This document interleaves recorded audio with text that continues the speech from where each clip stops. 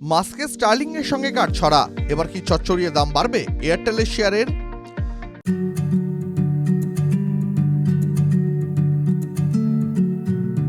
48 वर्षों की शैक्षणिक उत्कृष्टता के साथ 23 से भी ज्यादा प्रमुख बीटेक प्रोग्राम्स और 600 से अधिक अंतर्राष्ट्रीय छात्रों के साथ विज्ञान डीम्ड टू बी यूनिवर्सिटी देश की बेहतरीन यूनिवर्सिटी में से एक है। ভারতে দ্রুতগতির ইন্টারনেট পরিষেবা দেওয়ার জন্য এয়ারটেলের সঙ্গে চুক্তিবদ্ধ হয়েছে ইলন মাস্কের সংস্থা স্টারলিংক।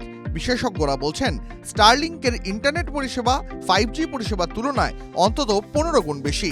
আর এই খবর সামনে আসার পরেই ভারতের ইন্টারনেট যুদ্ধে কিছুটা হলেও এগিয়ে গেল ভারতীয় এয়ারটেল।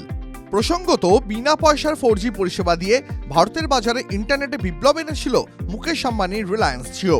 আর বর্তমানে ভারতের মোবাইল ইন্টারনেট ও ব্রডব্যান্ডের বাজারে আধিপত্য বিস্তার করছে জিও।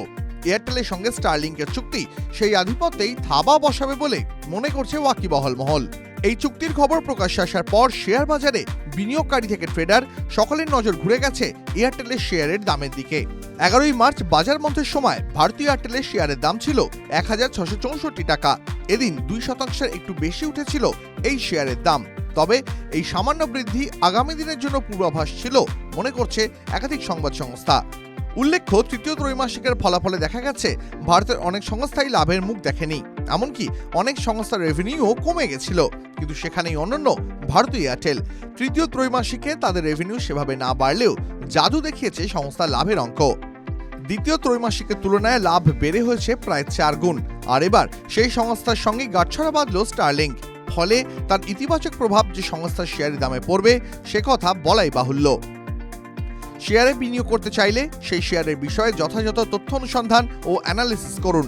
এই ভিডিও শুধুমাত্র শিক্ষাগত উদ্দেশ্যে। TV9 বাংলা বিনিয়োগের কোনো উপদেশ দেয় না।